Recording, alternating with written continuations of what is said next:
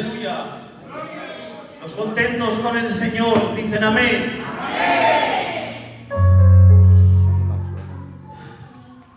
Bueno, Iglesia del Señor, estoy muy contento de verdad, porque para mí es un gozo estar aquí.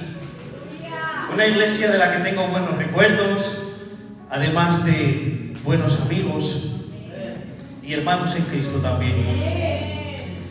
Y hoy al Señor le ha placido inesperadamente que esté en este lugar y que pueda administrar una palabra que desde hace días el Señor estaba poniendo en mi corazón. Gloria a Dios. Y no tengo ninguna duda de que la palabra de Dios no va a dejar a nadie indiferente. Amén. Si has venido hoy a disfrutar de la palabra del Señor y a llevarte tu porción para casa, ¿puedes darle un aplauso al Señor?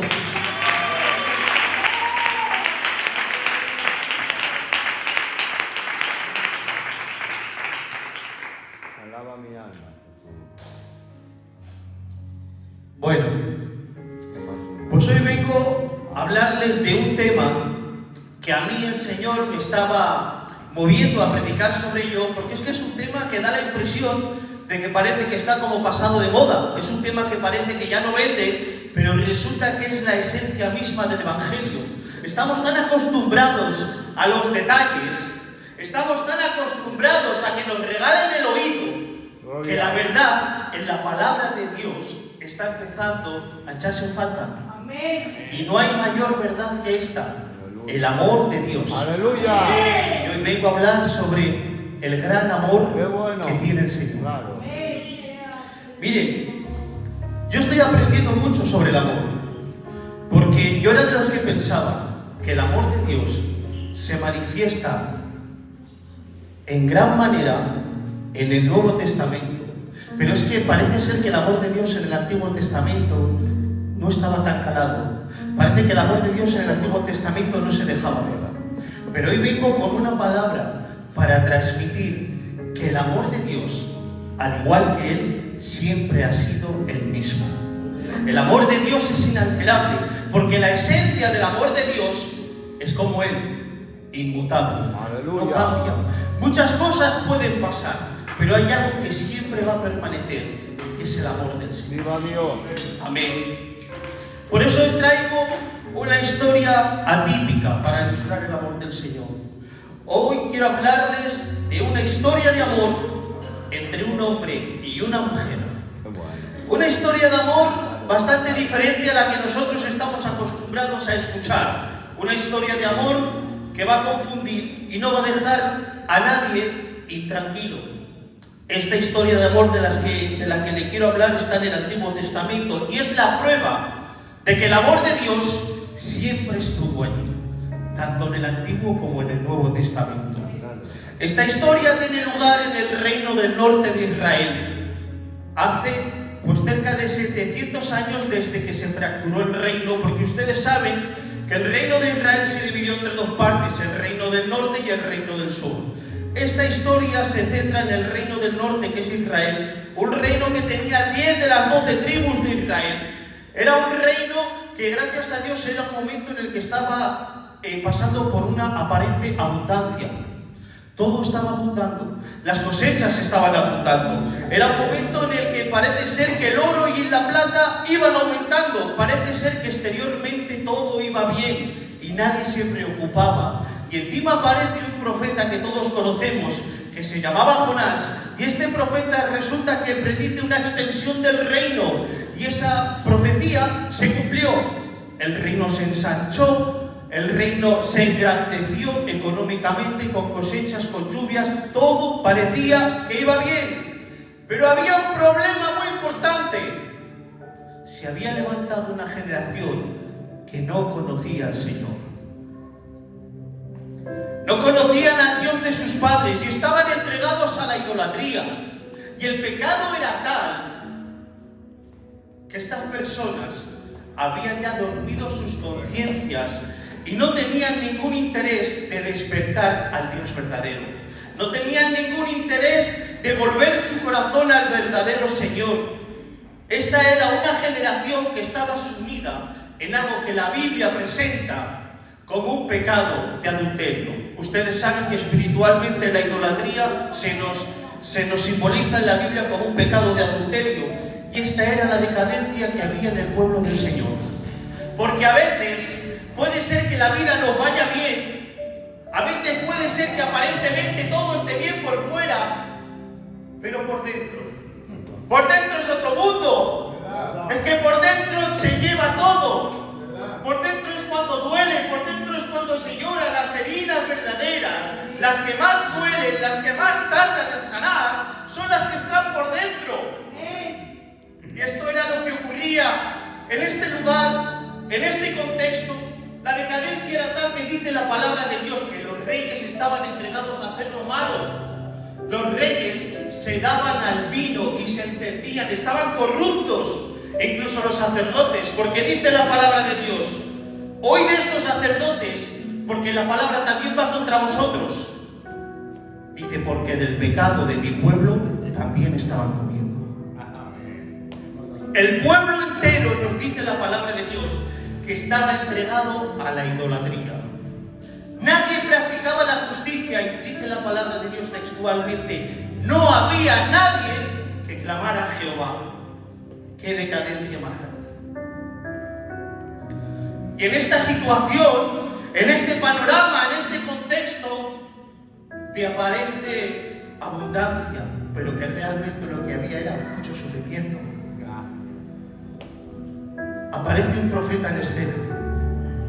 Un profeta que tiene un nombre clave para este momento. Su nombre es Salvación. Este profeta también es conocido como el atalaya de Efraín, el profeta del amor. Su nombre es Oseas. Y hoy traigo la palabra de Dios de este libro de Oseas, porque es este hombre, este profeta, el que en medio de esta situación de pecado es el encargado de tener que hacer volver el corazón del pueblo de Israel al Señor. Difícil tarea tiene que hacer, porque el pecado estaba tan arraigado que el pueblo no tenía conciencia de pecado. Miren, hay algo peor que pecar, y es no tomar conciencia del pecado, porque el que peca se duele y se arrepiente. Y hemos aprendido de la palabra del Señor que cuando es por Dios, el pecado produce tristeza para arrepentimiento, que produce en nosotros salvación. Pero por el contrario, cuando esto no ocurre y la gente no se duele, es que hay una relación con el Señor que tiene que sanarse. Muy bien. Así era como se encontraba el pueblo, apartado de la presencia de Jehová. Y este profeta, cuyo nombre era Oseas, era el encargado de acercar el corazón del pueblo al Señor. Y yo antes de leer esta palabra decía: listos, porque en estos momentos es cuando viene el juicio de Dios. Y yo digo: ¿qué hará el Señor con este pueblo? Yo esperaba un acto profético. Ustedes saben que los profetas no solamente dan profecías mediante palabras, sino que también lo hacen mediante actos simbólicos que son proféticos. Miren, por ejemplo, el profeta Jeremías tuvo un mandato de parte del Señor, y el Señor le dijo: constrúyete un yugo, que era como una especie de cepo que se ponía en el cuello y se ataba de las manos, para ilustrar a mi pueblo y anunciar que si no se vuelve de su pecado, así será llevado en cautiverio. Había otro profeta que se llamaba Ezequiel, que Dios le mandó caminar durante un tiempo determinado semidesnudo sobre la ciudad, para dar a entender que así sería llevado preso el pueblo si no se arrepentía de su pecado. Y ahora yo digo: ¿qué encargo le mandará a Oseas? ¿Qué acto profético tendrá que traernos Oseas? Yo pensaba en lluvia de fuego y azufre. Yo pensaba en juicio divino del Señor. Pero contra todo pronóstico, el Señor le manda un encargo increíble. Dice la palabra de Dios, capítulo 1 y verso 2 de Oseas: Oseas, ve y tómate y hazte una mujer adúltera. Hazte de una mujer adúltera, ten hijos de prostitución con ella, porque la tierra se pervierte apartándose de Jehová. ¿Han escuchado bien? El Señor le mandó a Oseas que se hiciera con una mujer de mala reputación y que tuviese hijos con ella. Este encargo descuadra. la verdad es que aparentemente no tiene mucho sentido. Y más para un profeta, porque dice la palabra de Dios que en estos momentos los profetas eran dados a la idolatría, pero este profeta Oseas, la Biblia lo presenta sin mancha y sin tacha. Este era un profeta bueno en medio de una generación malvada. Y el Señor le manda a hacerse con una mujer mala. ¿Saben que los profetas eran personas sensibles al mundo espiritual? Y saben que los profetas eran personas que no podían tolerar el pecado en el pueblo. Los profetas eran personas que renunciaban a las comodidades de la vida. Gloria a Dios. Para poder mantener una comunión más íntima con el Señor. Un profeta no tolera el pecado. Qué bueno, Jesús. Y aún así este profeta recibe el encargo de tener que amar a una esposa infiel a la que no sabe si la podrá retener, y además de eso le dice que tenga hijos con ella. Muy bueno. Tenemos que entender que esta relación de amor infructuosa, infiel, injusta, porque es así, no es más que una metáfora que utiliza el Señor para ilustrar la relación de decadencia que había entre el pueblo y el Señor con su esposa y el profeta. Gloria a Dios. Si echáramos la mirada atrás, veríamos en la palabra del Señor que el Señor siempre fue bueno con Israel. Seguro que si echamos la mirada para dentro de nuestros corazones, veremos, el que más o el que menos, que el Señor siempre nos ha pagado con bien. Y muchos de nosotros, a pesar de haber recibido el bien, entre los que yo me incluyo, le hemos devuelto mal. Pero el amor del Señor, Gloria a Dios, es tal que, como dice en su palabra, yo rescaté al pueblo de Israel y lo saqué de Egipto y lo llevé al desierto. Lo que parecía ser un cortejo de bodas, lo que pretendía ser el principio de una nación santa, terminó siendo todo lo contrario. A la mínima de cambio que desapareció Moisés, el pueblo ya empezó a hacerse ídolos. El pueblo ya empezó a sacar a los baales. Es posible que hubieran sido libertados aparentemente, pero sus corazones todavía estaban presos de los dioses. ¿verdad? Estaban presos en la idolatría. Y este pueblo, dice la Biblia, que era de una cerviz. Y no nos engañemos. Si leemos la palabra del Señor, vemos que esta relación estaba abocada al fracaso. Si lleváramos esta realidad a nuestros días, ¿qué pensaríamos? ¿Que somos mejores porque ya no hay idolatría? Yo les quiero aclarar que la idolatría hoy en día todavía existe. La idolatría hoy en día todavía está vigente. Quizás los ídolos ya no son de piedra ni de palo, pero todavía hay idolatría. Miren, de leer el libro de Oseas he entendido que un ídolo es todo aquello que nos roba tiempo, que nos aparta, que produce distracciones en nuestra relación con el Espíritu Santo. Pero no solo eso, también he entendido que un ídolo es todo aquello que nos lleva a buscar fuera de Dios lo que necesitamos. Pero no decimos que con Dios lo tenemos todo. No decimos que con Dios estamos completos. ¡Aleluya! Aunque en apariencia hayan podido variar, los ídolos hoy en día todavía existen. Y lo peor de todo es que han evolucionado tanto que pasan sutilmente delante de nuestros ojos. ¿Verdad? Así es. Basta un teléfono móvil, basta una serie de televisión, Amén. basta cualquier tipo de aplicación de entretenimiento en la cual nos vemos enganchados. Pasan las horas y de verdad que no nos damos ni cuenta. Pero cuando nos tenemos que poner a orar, cuando nos tenemos que poner en comunión con el Señor, lo que nos cuesta, hermanitos. Dios quiera que todos los ídolos se marchen por donde ha venido y el Señor acapare todo nuestro corazón. ¡Aleluya! Bien. Qué verdad, Jesús. El Señor siempre quiso una relación exclusiva con nosotros, al igual que con su pueblo. Oseas fue fiel al mandato de Dios Y Oseas hizo como le mandó el Señor. Los estudiosos de este libro tampoco se ponen muy de acuerdo en el orden en el que sucedieron las cosas, pero yo sí les quiero decir lo que dice la palabra del Señor, que el fin de todo no lo va a alterar, el fin es el mismo. Oseas, obediente a la palabra del Señor, se hizo con una mujer adúltera. ¿Y saben cómo lo hizo? Dice la palabra del Señor que Oseas tuvo que comprarla.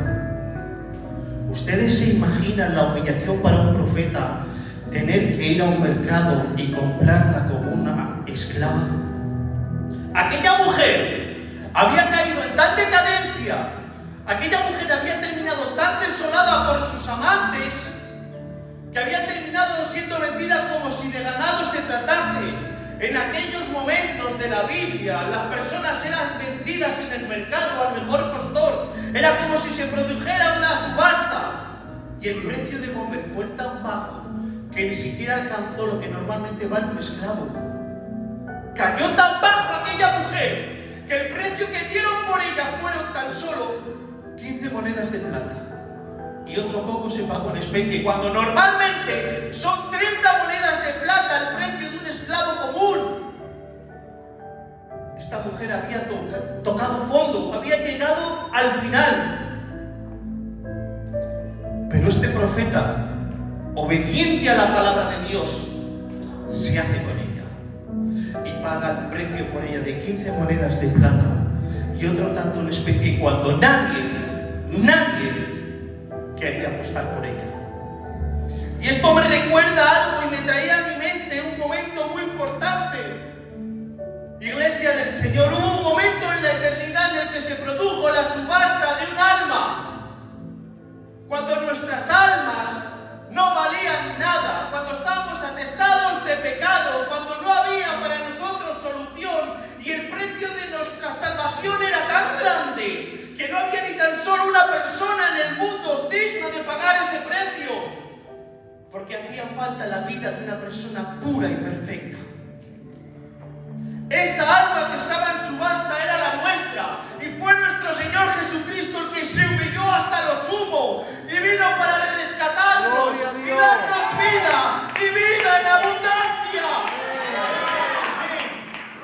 Pero en aquellos momentos, cuando nuestra vida valía tanto, cuando estábamos tan endeudados que nadie podía hacer frente a esa deuda, pero dice la palabra del Señor que el Señor lo dio todo, hasta su último suspiro, hasta su última gota de sangre. Todo dio el Señor para que usted y yo estuviéramos hoy aquí, gozando de la libertad y del don de la salvación.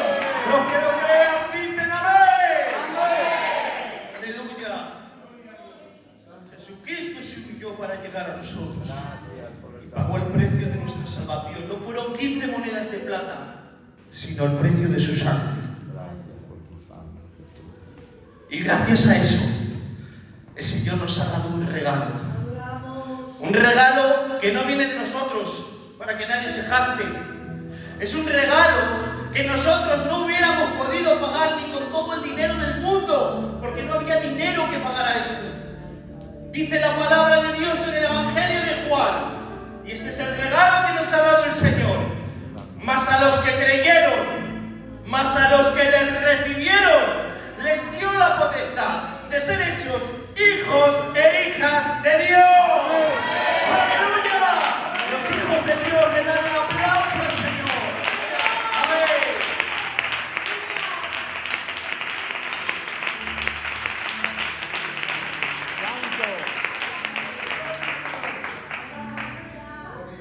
Gracias, Señor, porque solamente Él pudo hacer tal milagro. Y sigue esta historia diciendo que este profeta, cuando la compró, hizo un pacto con ella. Y a mí me recuerda también este pacto algo. La dijo: a partir de ahora tú permanecerás aquí y ya no te entregarás a otros hombres, sino que permanecerás conmigo y yo contigo. En otras palabras, Oseas lo que le estaba diciendo es: te ofrezco la oportunidad de tener otra vida. Te ofrezco la oportunidad de no tener que vivir como has vivido hasta ahora. Te ofrezco la oportunidad de empezar de nuevo. Te ofrezco la oportunidad de un futuro mejor. Te ofrezco la oportunidad de ser amada de corazón. Amén. Y este pacto a mí me suena mucho al pacto que tiene el Señor con Israel. Pero como decíamos antes, un pueblo de dura cerviz y un matrimonio en el que había una mujer infructuosa, había una mujer dada de adulterio, hace que Oseas, que es una persona de carne y hueso, tenga también que pensar y tenga también que replantearse las vidas y replantearse las cosas. Yo me imagino al profeta Oseas hablando con el Señor, orando con el Señor, hablando con él y diciéndole: Padre mío, este mandato que me has dado, este encargo me cuesta mucho, porque tú me has pedido que me haga con una mujer adúltera y me he casado con ella. Tú me has pedido, Dios mío, que me hiciera de ella y tuviese hijos, pero no solamente te diré hijos, no solamente le he puesto los nombres que tú me has dicho que son nombres proféticos, sino que además la estoy amando. Pero esta mujer me deshonra constantemente, porque dice la palabra de Dios que esa mujer siempre se arrojaba en los brazos de sus amantes. Dice la palabra de Dios que el profeta no la podía retener, porque al igual que ocurría con el pueblo de Israel, ellos pensaban que eran los ídolos quienes le daban la abundancia de bienes, de trigo, de pan, de vino. Eran ellos quienes multiplicaban el oro y la plata, cuando realmente dice la palabra de Dios que todo esto era el Señor el que se lo estaba dando. Y ahora me imagino al profeta Oseas diciendo: Dios mío, si yo a esta esposa que tú me has dado la puedo dar amor puro, yo la puedo dar la oportunidad de empezar de nuevo y poder huir de ese pasado que tiene, de ese lastre con el que carga, pero ella siempre me devuelve mal por bien, ella siempre se me escapa y se arroja en los brazos de sus amantes. Así es la relación que tenía en el pueblo del Señor. Y yo diría en esta tarde: comer, porque así se llamaba esta mujer, comer. ¿Por qué necesitas buscar fuera de Oseas lo que necesitas? Yo le diría: no te fíes de tus amantes porque te desolarán. Porque Oseas es el único que está dispuesto a amarte con amor verdadero y a darte otra oportunidad. Ahora yo diría, en estos días, a la iglesia del Señor, en vez de decir Gomer o Israel, diríamos: hermano y hermana, ¿por qué buscamos fuera de Dios lo que necesitamos? Si solo el Señor es el único que puede amarnos con amor eterno. Dice en su palabra que la fidelidad inquebrantable solamente la puede dar Él. No la puedes esperar de nadie de este mundo, porque el único que es fiel y es fiel hasta la muerte es Jesucristo. Esta historia es la representación metafórica, es la sombra del amor que tiene el Señor. Y siempre ha tenido este amor. Este amor siempre ha estado ahí, porque el Señor siempre ha amado a Israel. Igual que Oseas también ha amado a Gomer. Igual que el Señor ahora nos ama a nosotros. El problema estaba en el corazón de la nación que era dado a los ídolos. El problema está en nuestros corazones de hoy en día, porque al igual que Gomer, nosotros todavía seguimos fallando, nosotros todavía seguimos pecando, pero quiera Dios que a la luz de su palabra, que se acabe toda idolatría y volvamos nuestros corazones al Señor, porque solamente Él es el único que puede salvar nuestra alma. Amén. Gloria a Dios.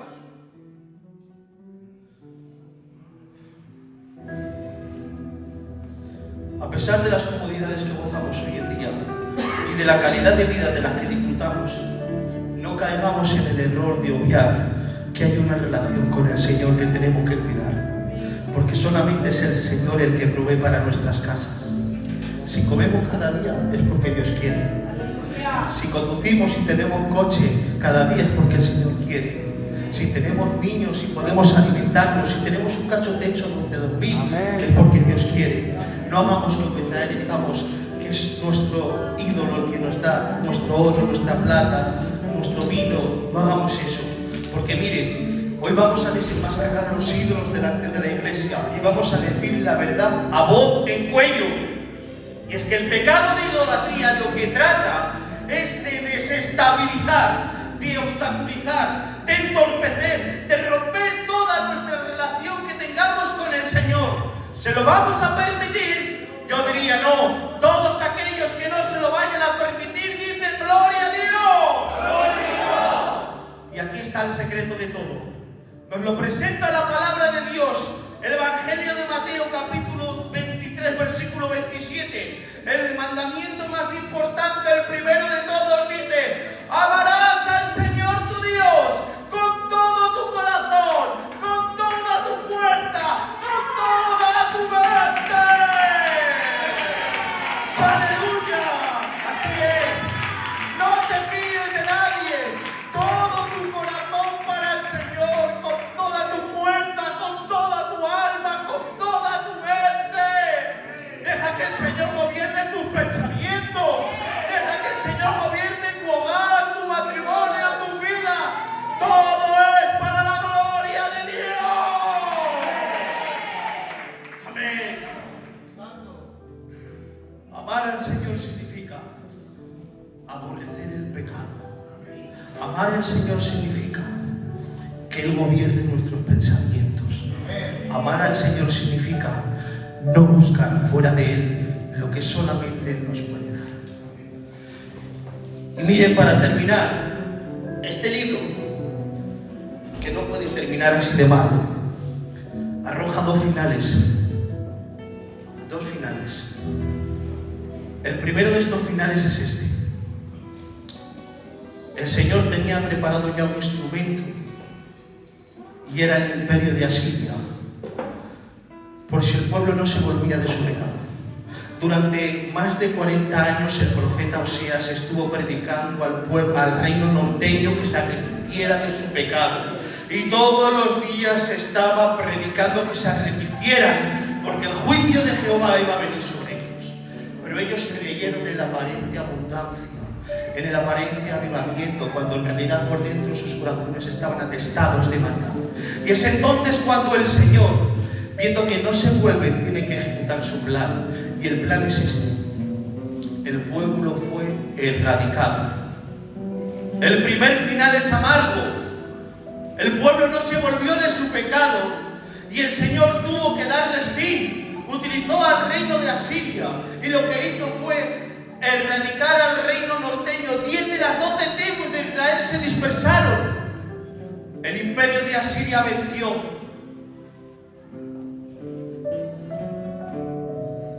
Y parece ser que este es el final a corto plazo de la historia. Terrible. Como él seguirá siendo infiel, el pueblo de Dios seguirá siendo también desobediente al Señor. Pero esta historia no termina así. Porque como hablábamos al principio, el amor de Dios es tan perfecto y tan inmutable que no tiene límites. Y este es el verdadero final de la historia. Un final a largo plazo, un final donde vence el amor del Señor. Mire, tanto el profeta Jeremías como el profeta Ezequiel ya predijeron que llegaría un día en el que el Señor mismo escribiría la ley de Él en los corazones de las personas. Les limpiaría de sus pecados, les lavaría de sus iniquidades y les llamaría pueblo mío.